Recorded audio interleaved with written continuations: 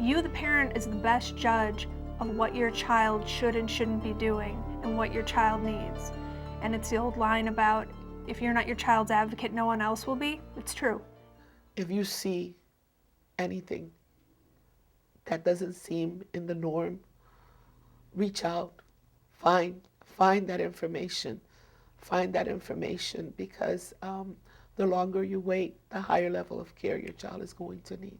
Like I always say, it's a storm that's going to pass. It's not easy, and this is something that's not going to happen overnight, but it will happen over time.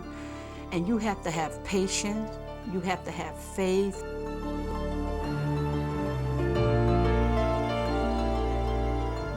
Hello, my name is Kim O'Reilly, and I'll be your host on the Caring Network. The Caring Network is a show about people's personal struggles with mental illness, about their hopes, their dreams, their challenges, their disappointments, and their recovery. Join me as three mothers share their stories about what they did to make sure their child got the correct diagnosis and the care, treatment, and services their child needed. Things started with Shamar when he was in preschool at the age of 4. His behavior started to really show. He was very aggressive, a lot of screaming and yelling, couldn't be still, couldn't focus, couldn't concentrate, a lot of fighting, disrupting the class.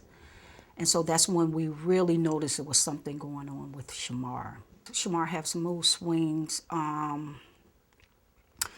From time to time, you never know what's going to really set him off. It could be the smallest things that will set Shamar off, and he would just be like out of control. You know, you have to try to win him back in. So, I think that when you compare him to the average boy his age, that Shamar is his energy level is like really, really high, really, and you know, he had trouble with learning. My husband and I, we both went back and forth blaming each other. We was very hurt, trying to figure out where did we go wrong as parents, and knew that we had to get to the bottom of it. Had to put some answers together. At first, I didn't know where to go to get help, until I called 211, and it was a big help. They was able to direct me to different services. They was the one that really directed me to the REACH program. And I called them up, and they was really great. I heard of a support group called BPES, which BPES stands for Bridgeport Parent Empowerment Support and Training. And they are moms that's going through the same thing that I'm going through, kids that have behavioral and emotional issues. So I decided to go and see what that was about. And I didn't share at first. Because I was afraid of being judged. So I went a couple of times and I just listened, and I was like, okay, well, these parents are going through what I'm going through. And then I got involved. I started volunteering. I started helping out. I went through a lot of training with them. Shared a lot of stuff. We cried, we laughed together. Shamar became a part of it. Got to meet kids that was going through the same thing he was going through. I also put other things in place for him, which he still is going through. My whole thing with Shamar is to reinforce positive behavior. So I got him involved in karate and basketball and baseball, different sports. And I'm a therapist, which he still is seeing a therapist right till this day. Everything is going great. It's going great. I am very pleased and happy to say that. He's in the 3rd grade now, and things are going great. It's not easy, and this is something that's not going to happen overnight, but it will happen over time. Like I always say, it's a storm that's going to pass, and you have to have patience. You have to have faith. Children and adolescents experience mental health disorders that interfere with the way they think, act, and feel. Studies show that 1 in 5 children and adolescents have a mental health disorder, yet only 20% of those children actually receive care. So 1st grade started, and everything was not great. He didn't like his teacher. He started acting out in class. He started hurting the teacher, hurting the aides, running away, saying very threatening things in class. And he was then put full-time in his school's resource room. You know, while all this is going on, Alan and I are thinking, help us, you know, we're in hell. Our child clearly got issues. We were already spending time with a psychologist. We'd hooked up with a psychiatrist eventually. We'd started him on medication. And you never really know if what people are doing for your child is effective and if it's the right path to be taking. But we did what we thought we should be doing, consulting experts, taking their advice, speaking candidly with our school system. Here's our child's problems. Here's how we're trying to deal with it. Telling the world, if you have suggestions, let us know what they are. We'll do them. We want to make our house and our child's school life as smooth as we can, and we're not getting that yet. So after my child was put in the resource room and completely fell apart because he started really acting out, they finally agreed we're probably not the right place for him. And our school system put him in CES, which is a school system in Trumbull. It's a regional school system where they're able to cope with kids who are explosive and uncontrollable in many situations. And so we were lucky when we were able to be a part of CES. CES is a huge support system. They support us not only in the school, but they help us with things in our home. If we need help encouraging Zachary to do teeth brushing, they'll try to provide us with a way of doing that that reduces the stress in our family. We are lucky that we also have some professionals we deal with, psychiatrists for Zachary, and we've had various psychologists involved. And they're the people who can help you understand what are the options, be your advocates. Another way we found support was through friends. We have friends who also have children with challenges, and we've really made our own network where we know that we're there for each other. If a child's having a problem in a family, we're willing to take each other's siblings and do what we need to, help kids get to appointments, give some respite where necessary. We're lucky that we have people to help us with that. The hardest part for us is not having family nearby. We have family in 2 different states and they're not here. So we're alone with a child falling apart, trying to manage our daily lives, trying to be new in a community and build up things with all of this chaos. Chaos in the house, chaos out of the house. You feel guilty as a parent saying this, but when he was in the hospital, it was the first time I could take a breath in a long time. I didn't have to worry when I woke up what my day would be like. I knew what my day was going to be like. The stress of having him be a part of our daily life is taking a toll. I think the hardest thing is thinking you're alone. Even with a support system in place, you still know it's your burden. If I could tell anybody how to cope with that situation, I would let them know that they need to be part of the system as soon as possible. And don't take no for an answer, and don't be brushed off as I was. You, the parent, is the best judge of what your child should and shouldn't be doing and what your child needs. So you spend all your time reading books, you spend all of your time on the internet, you hope you're not getting erroneous information, you try and put the pieces together, and you try to become an educated advocate. For many parents, when they first learn that their child may have a mental illness, it can be a very frightening and overwhelming experience. Now, when I refer to Juan as an abstract painting, I envision all the beautiful, bright colors, all the dark, murky colors that emerge from that abstract painting. There's also some pastel colors, and there's also some exotic ones. And you can get glimpses at each and every one of those colors and all those shapes. And they all form what mental illness is all about. Behind all of that distortion is a beautiful baby boy that was born October 1993. As a mother, it's my mission to help everyone that comes in contact with my child, whether it's accessing services for Juan, to realize that if you stand long enough in front of that abstract painting, you'll see glimpses of who he truly is. The biggest tool that I found advocating for my son was creating his portable record, which I've personalized. I keep all of his records in this portable file, which kind of simplifies the process because you're meeting with a multiple variety of providers, and you're often asked the same question.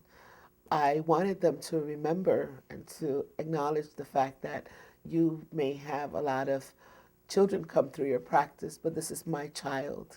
The hardest decision that I ever had to do for Juan was allow him to go into the hospital setting.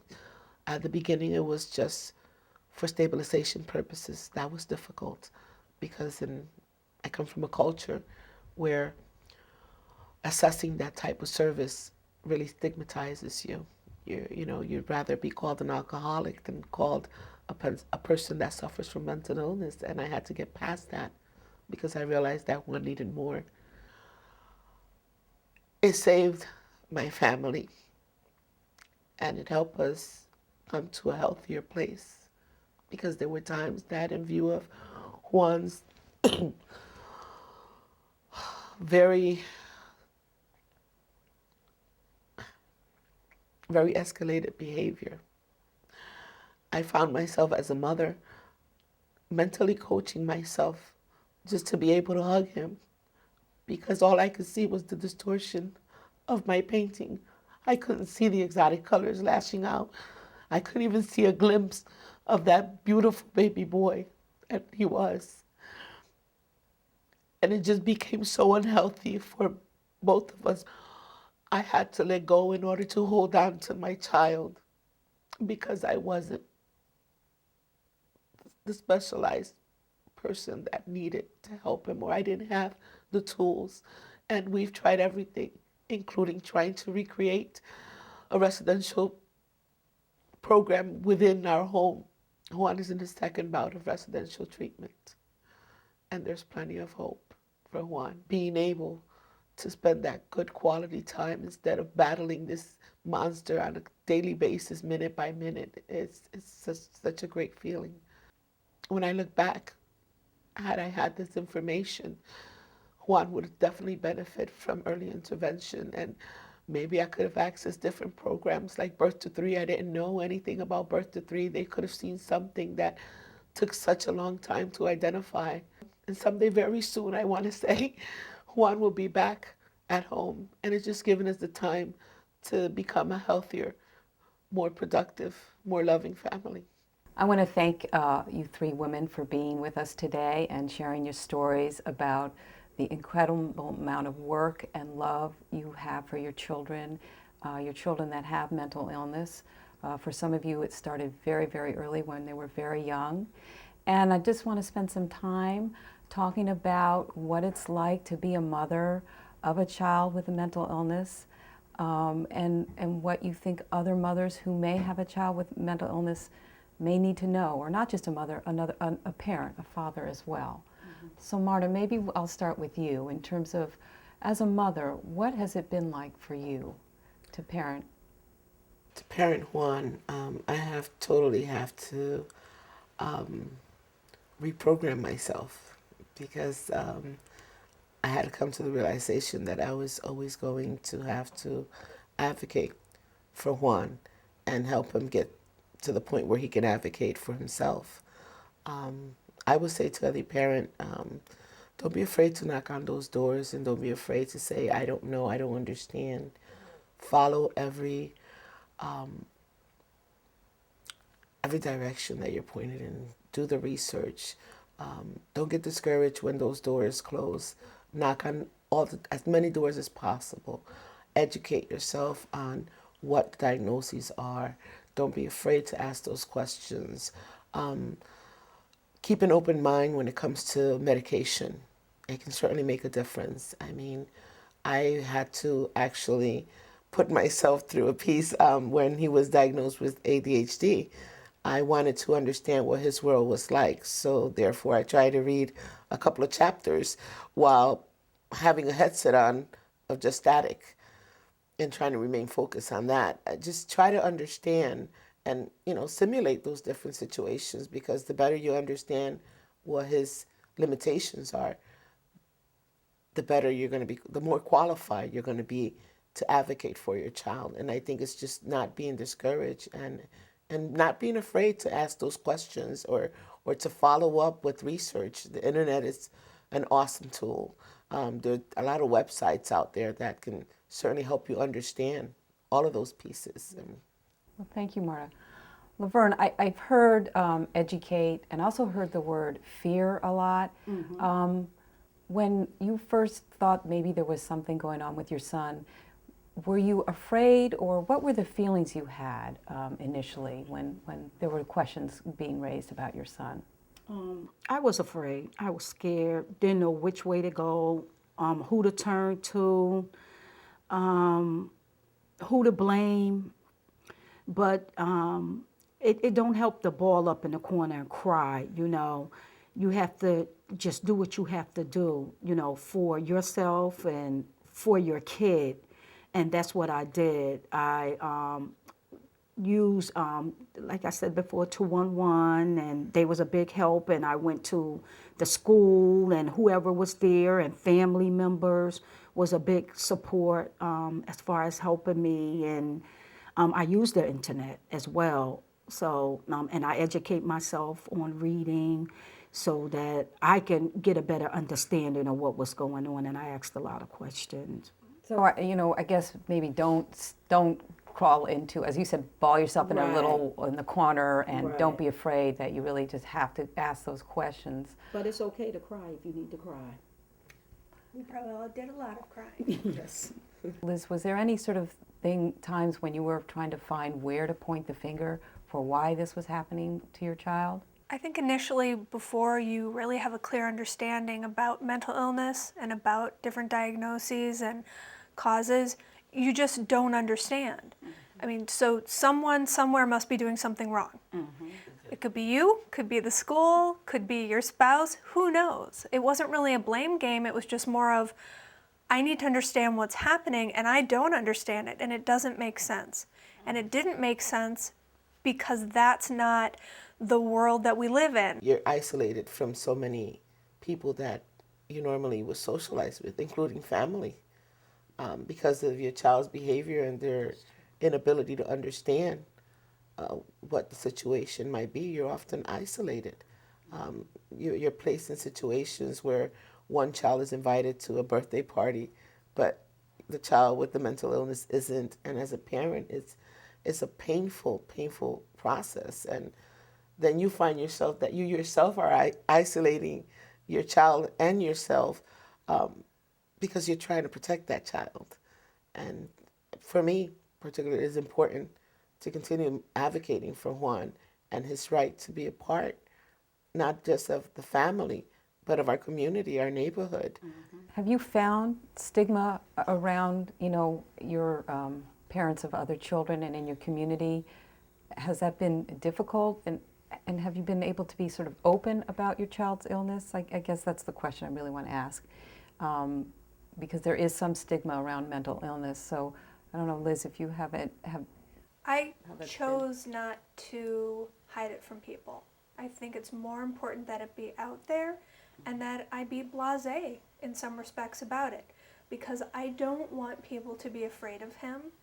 He certainly doesn't want people to be afraid of him either, because he is so desperate for companionship and friends and love.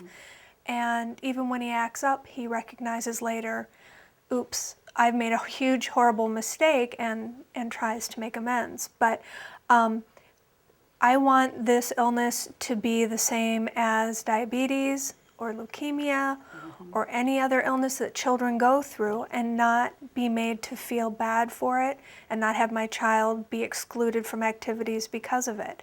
Does he need more oversight? You bet. Do I show up at a lot of play dates? And activities after school. I have to be very careful what he participates in. But we've told a lot of friends or past schoolmates' parents with typical children about what's going on. We've been lucky that we haven't been totally stigmatized, isolated from our community. But it's hard. You have a few friends who really support you and then other people who don't know what to say or do. Vern, is that different in the African American community? Has your experience been similar to Liz's, or how have you handled that? Well, I found the hardest with myself is my family. You know, they don't understand it.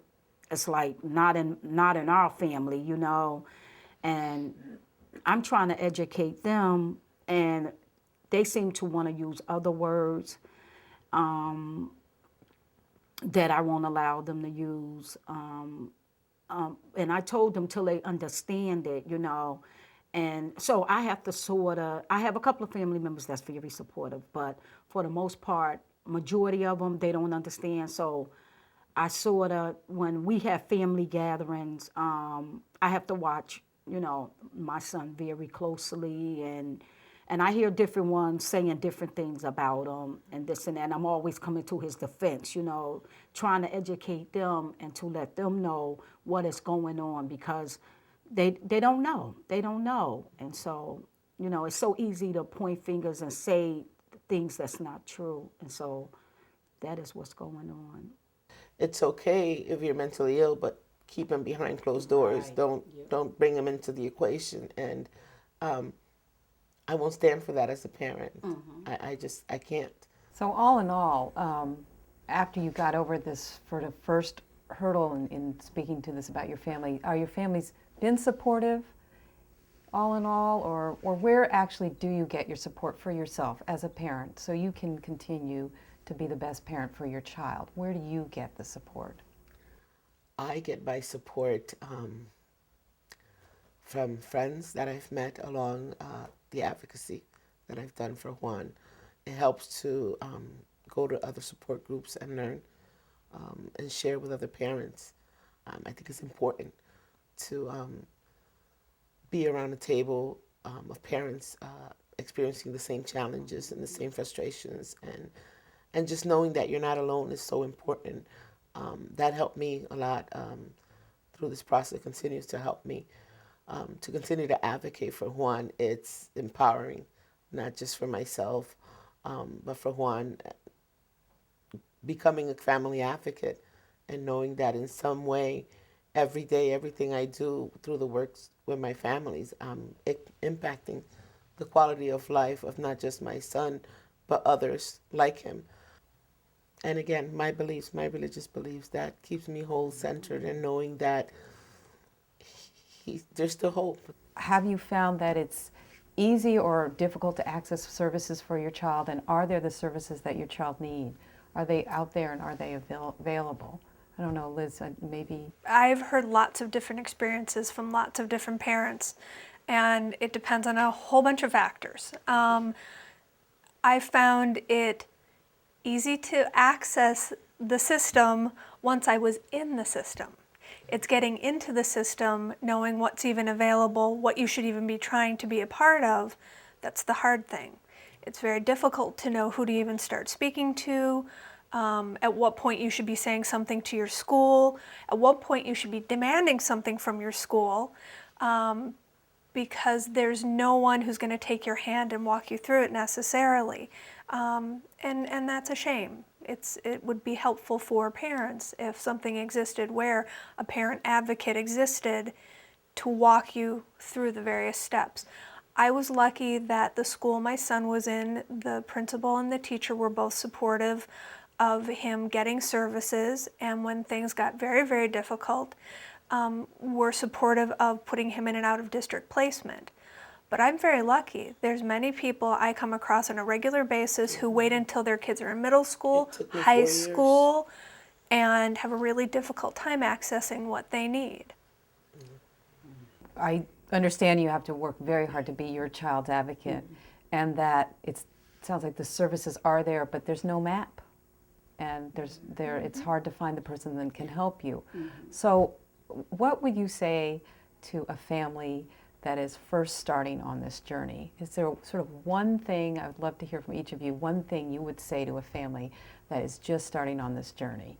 211 info line. Info line, and that's the state service, and Yeah. all you have to do is dial. You can Really, and that obtain was helpful. any referral. I mean, they have very well qualified staff. If they don't have an answer for you, they will obtain it. They do great follow-up work just to make sure that the referral information they gave you worked out for you. And if it didn't, they will come up with another referral. I think that has really been key to a lot of families that I've worked with, and accessing those referrals, because often than not, you really don't know. Even when you're capable of doing your own advocacy, if you don't know where you're going to advocate at or for, it becomes a tremendous challenge. So I would just say 211.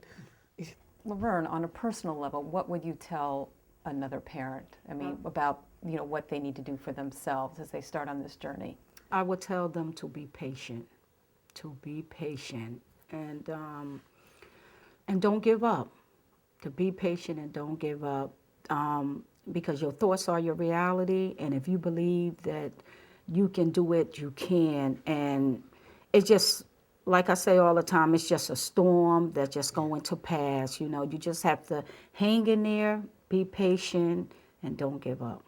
Do you have anything else you would want a person that's just starting on this journey and doesn't know where to go to or what question to ask? I tell them also to look into the special ed PTAs that might be available to them depending on their school district. SEPTA has a lot of different parents who know a lot of information about various types of mental illnesses or learning disabilities. They provide programming, they provide after school programs as well. They provide links to other information groups, and all you can do is know you're not alone, and you just have to keep plugging along till you find your niche, find your group of people who can help you. Patience, you cannot be more patient than if you're the parent of a special needs or a mentally ill child. All right, so if I could summarize, is don't be afraid, educate yourself, become your child's best advocate, and follow up, because you're the one that has to keep the ball rolling. Yeah, we're the specialists on our children. Yes. Always acknowledge that, you may not have a master's degree in psychology, but you know your child best. You are your child's specialist.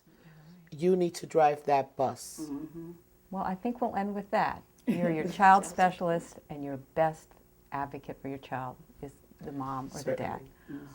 Thank you so much. You're welcome. Thank you. We've learned a lot today. A parent can play a crucial role in the care of a child with a mental illness. If you or someone you know has a child that is experiencing struggles at home, with their friends, or in school, it might be time to get some help. Call 211 and find some answers, or on the web at ct.networkofcare.org. Help is readily available. Start the journey today. This is Kim O'Reilly for the Caring Network.